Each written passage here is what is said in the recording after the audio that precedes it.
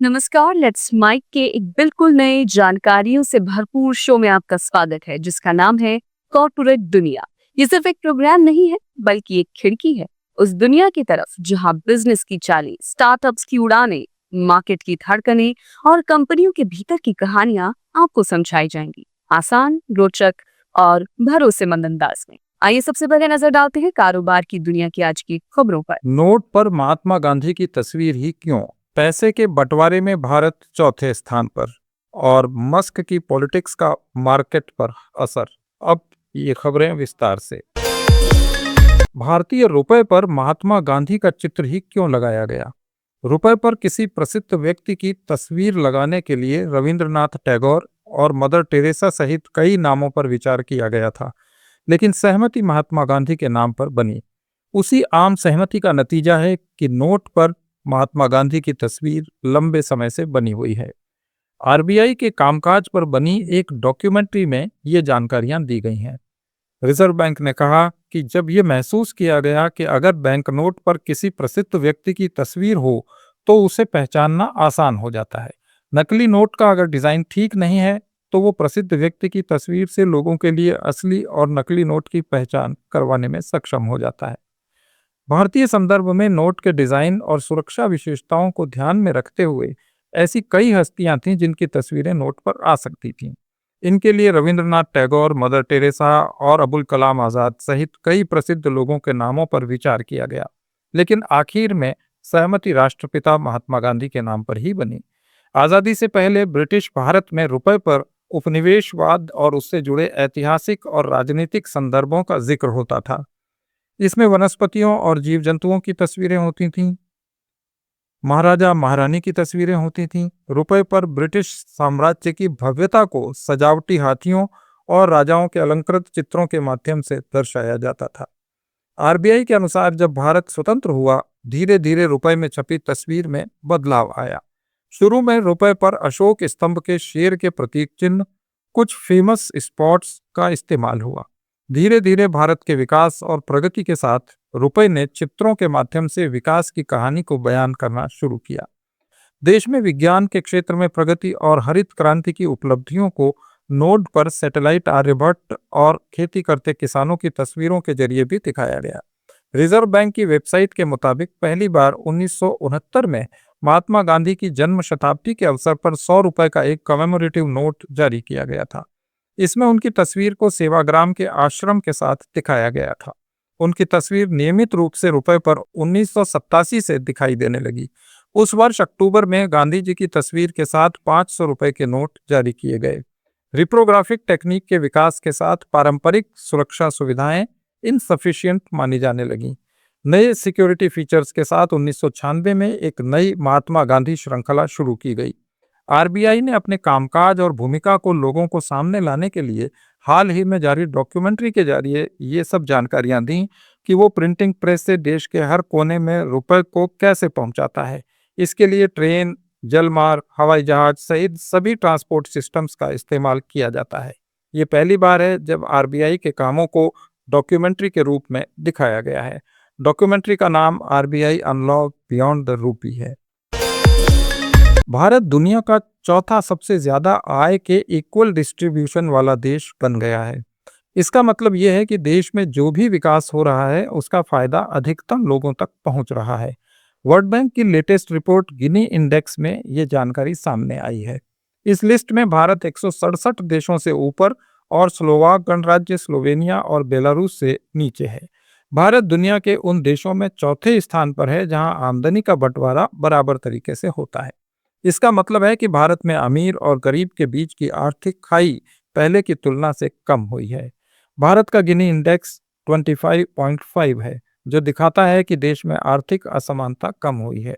ये score Slovak, Slovenia और Belarus के बाद आता है, लेकिन चीन, अमेरिका और G7 और G20 देशों से यह बेहतर है। गिनी इंडेक्स एक तरह का इक्वलिटी मेजरमेंट है जो ये बताता है कि किसी देश में आमदनी या संपत्ति कितनी बराबरी से बटी हुई है। इसका स्कोर 0 से 100 तक होता है। 0 का मतलब है सबके पास बिल्कुल बराबर आमदनी है और 100 का मतलब है सारी आमदनी केवल एक व्यक्ति के पास है। भारत का स्कोर 25.5 है, जो मीडियम से कम असमानता की श्रेणी में आता है। 2011 में ये 28.8 था, यानी हाल के वर्षों में भारत ने आय के वितरण में बराबरी की दिशा में थोड़ी प्रगति की है। ब्रिक्स समिट के दौरान प्रधानमंत्री नरेंद्र मोदी ने बहुपक्षवाद, आर्थिक वित्तीय मामलों और आर्टिफिशियल इंटेलिजेंस को मजबूत करने के विषय पर आयोजित एक सत्र के दौरान एआई पर विस्तार से चर्चा की। उन्होंने कहा कि हमें जिम्मेदार एआई के लिए मिलकर काम करना होगा। प्रधानमंत्री ने कहा कि सभी देशों के बीच समन्वय बढ़ाने के लिए अगले साल भारत में एआई इम्पैक्ट समिट आयोजित की जाएगी। ब्राजील में आयोजित ब्रिक्स शिखर सम्मेलन के दौरान प्रधानमंत्री मोदी ने कहा कि हमें जिम्मेदार आर्टिफिशियल इंटेलिजेंस के लिए मिलजुल कर काम करना होगा। इसके लिए इस समिट का आयोजन काफी महत्वपूर्ण है। प्रधानमंत्री ने कहा कि हमें उम्मीद है कि आप सभी इस समिट को सफल बनाने में सक्रिय रूप से योगदान देंगे। उन्होंने कहा कि एआई फॉर ऑल के मंत्र पर काम करते हुए आज भारत एग्रीकल्चर, हेल्थ, एजुकेशन और एडमिनिस्ट्रेशन जैसे क्षेत्रों में एआई का सक्रिय रूप से और व्यापक रूप से इस्तेमाल कर रहा है।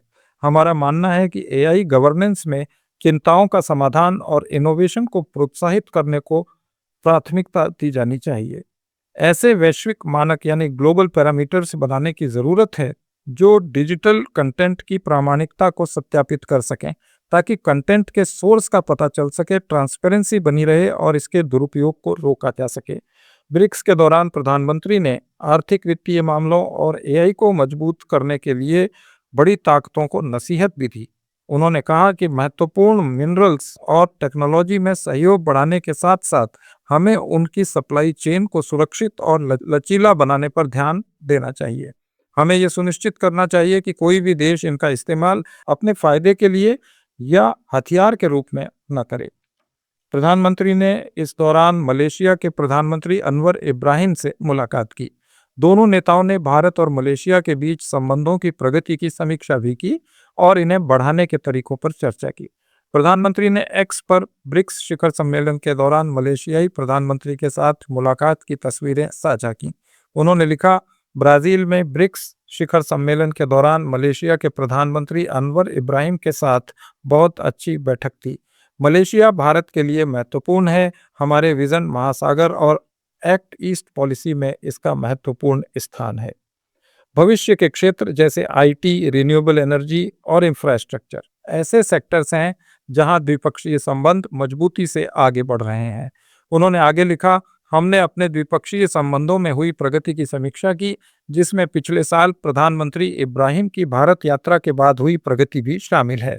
भविष्य के क्षेत्र जैसे इंफॉर्मेशन टेक्नोलॉजी, रिन्यूएबल एनर्जी और इंफ्रास्ट्रक्चर ऐसे क्षेत्र हैं जहां हमारे बायलैटरल रिलेशन मजबूती से बढ़ रहे हैं। प्रधानमंत्री ने लिखा कि इस बात पर भी चर्चा हुई कि हमारे देशों के बीच निवेश और व्यापार संबंधों को कैसे और बेहतर बनाया जाए।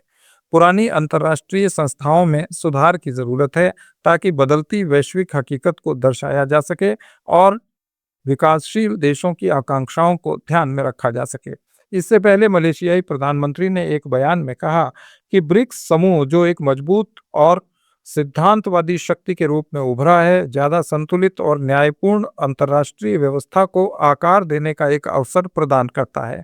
उन्होंने कहा कि पुरानी अंतर्राष्ट्रीय संस्थाओं में सुधार की जरूरत है।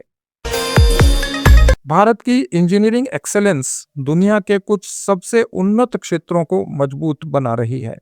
केंद्रीय वाणिज्य मंत्री पीयूष गोयल ने एक्स पर एक पोस्ट में कहा कि भारत में विभिन्न ग्लोबल कैपेबिलिटी सेंटर के माध्यम से पहले से ही बहुत सारे डिजाइन और इनोवेशन हो रहे हैं।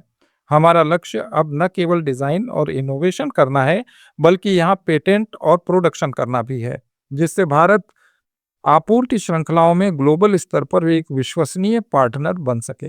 गोयल ने देवनहल्ली में कर्नाटक औद्योगिक क्षेत्र विकास बोर्ड KIADB एरोस्पेस विशेष आर्थिक क्षेत्र SEZ का दौरा किया और देश में फ्रांसीसी प्रमुख सप्रान एयरक्राफ्ट इंजन और हिंदुस्तान एरोनॉटिक्स लिमिटेड की ज्वाइंट इनिशिएटिव की सराहना की। उन्होंने एक्स पर लिखा, SEZ में संचालित कई इकाइयों की लीडरशिप के साथ भी बातचीत की और नीति निर्माण की प्रक्रिया को मजबूत करने में मदद करने के लिए उनकी बहुमूल्य प्रतिक्रिया और सुझाव लिए। पिछले महीने पेरिस एयर शो के 55th एडिशन पिछले महीने पेरिस एयर शो के 55th एडिशन में विमान इंजनों के डिजाइन, विकास और उत्पादन में दुनिया की अग्रणी फ्रांसीसी इंजन निर्माता कंपनी सफरन एयरक्राफ्ट इंजन ने LEAP इंजन के रेटिंग पार्ट्स के उत्पादन के लिए भारत की अग्रणी एरोस्पेस और डिफेंस कंपनी HAL के साथ एक समझौते पर हस्ताक्षर किए थे। ये समझौता भारत की मेक इन इंडिया नीति के तहत हुआ है। दुनिया के सबसे अमीर कारोबारी इलॉन मस्क की राजनीति में एंट्री का असर शेयर बाजार पर भी दिख रहा है। अमेरिका की इन्वेस्टमेंट फर्म अजोरिया पार्टनर्स ने टेस्ला पर आधारित अपना नया ETF लॉन्च करने की योजना फिलहाल टाल दी है। अजोरिया पार्टनर्स अगले हफ्ते अजोरिया टेस्ला कन्वेक्सिटी ETF लॉन्च करने वाली थी, जिसमें टेस्ला के शेयर और ऑप्शंस में निवेश किया जाता। मस्क के नए राजनीतिक पार्टी के ऐलान के बाद अजोरिया के CEO जेम्स फिशबैक ने सोशल मीडिया पर एलन मस्क की राजनीतिक महत्वाकांक्षाओं पर सवाल उठाए। उन्होंने कहा कि राजनीति से टेस्ला के CEO के तौर पर उनकी जिम्मेदारी पर असर पड़ सकता है। फिशबैक ने कहा कि मैं टेस्ला के बोर्ड से अपील करता हूं कि वे तुरंत बैठक करें और मस्क से साफ साफ पूछें कि उनकी पॉलिटिकल एम्बिशंस टेस्ला के CEO के रोल के साथ मेल खाती हैं या नहीं। मस्क ने शनिवार को अमेरिका में एक नई पॉलिटिकल पार्टी बनाने का ऐलान किया था, जिसका नाम उन्होंने अमेरिका पार्टी रखा है। केंद्रीय वाणिज्य और उद्योग मंत्री पीयूष गोयल ने जम्मू कश्मीर में हस्तशिल्प और हथकरघा उत्पादों को बढ़ावा देने के लिए इन पर लगने वाले GST में कमी की सिफारिश करने का वादा किया। श्रीनगर में FTII ट्रेडर्स कॉन्क्लेव को संबोधित करते हुए पीयूष गोयल ने कहा कि हस्तशिल्प और हथकरघा पर लगाए गए GST के मुद्दे को 2 या 3 सिस्टम प्रतिनिधि मंडलों द्वारा मेरे ध्यान में लाया गया है। मैंने सुझाव दिया है कि वे इस मामले के संबंध में वित्त मंत्रालय के साथ साथ मुझे भी आवेदन दें, ताकि हम पता लगा सकें कि क्या राहत दी जा सकती है। हम इन वस्तुओं पर GST की दर को 12% से घटाकर 5% करने का प्रयास करेंगे, जिससे हथकरघा और हस्तशिल्प क्षेत्रों को बढ़ावा मिलेगा, खास तौर से जम्मू और कश्मीर में। हम इस संबंध में आगे बढ़ने का रास्ता खोजने का प्रयास करेंगे। केंद्रीय मंत्री ने कहा कि जम्मू कश्मीर को जल्द ही पैकेजिंग और डिजाइन के लिए एक एक्सेलेंस सेंटर मिलेगा। उन्होंने कहा कि मैंने अधिकारियों को भारतीय पैकेजिंग संस्थान के सहयोग से गुणवत्तापूर्ण पैकेजिंग और डिजाइन पर आधारित एक प्रोजेक्ट शुरू करने की संभावनाओं का पता लगाने को कहा है। इसके लिए जगह की पहचान भी की जाएगी जहां से इसकी शुरुआत की जा सके। अमेरिका के राष्ट्रपति डोनाल्ड ट्रंप ने ब्रिक्स समूह की आर्थिक नीतियों पर सख्त प्रतिक्रिया दी है। उन्होंने उन देशों को चेतावनी दी है जो ब्रिक्स के अमेरिका विरोधी दृष्टिकोण का समर्थन करते हैं। एक सोशल मीडिया पोस्ट में ट्रंप ने कहा कि जो देश ब्रिक्स की अमेरिका विरोधी नीतियों के साथ खड़े होंगे, उनके प्रोडक्ट्स पर 10% एडिशनल टैरिफ लगाया जाएगा। उन्होंने लिखा कि इस नीति में किसी भी देश को कोई छूट नहीं दी जाएगी। धन्यवाद।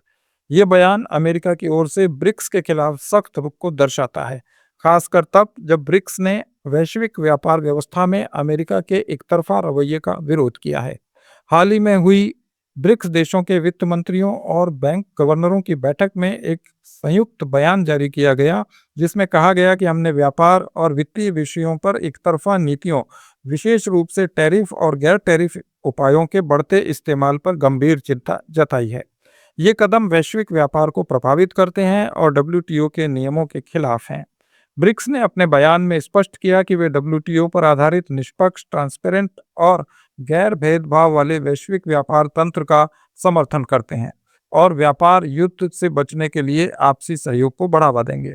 ब्रिक्स समूह, जिसमें ब्राजील, रूस, भारत, चीन और दक्षिण अफ्रीका के साथ कई और विकासशील देश भी शामिल हो चुके हैं, आज दुनिया की लगभग आधी आबादी और 40% ग्लोबल GDP का प्रतिनिधित्व करते हैं। ब्रिक्स अब वैश्विक व्यापार और निवेश प्रवाह का लगभग 25% हिस्सा है। ऐसे में अमेरिका का इस समूह से बढ़ता तनाव ग्लोबल इकोनॉमी के लिए खतरे की घंटी साबित हो सकता है। ये थे आज के कॉरपोरेट जगत के कुछ खास समाचार। अपडेट्स के लिए जुड़े रहिए लेट माइक के साथ। It's time for news. It's time for more than radio. Presenting the first radio news app, Let's Mike. Download the app now from Play Store. Available both on Android and iOS mobile phones. Follow us on YouTube, Instagram, Twitter, LinkedIn, Facebook, Telegram, WhatsApp, Snapchat. Let's talk, let's connect, and let's Mike.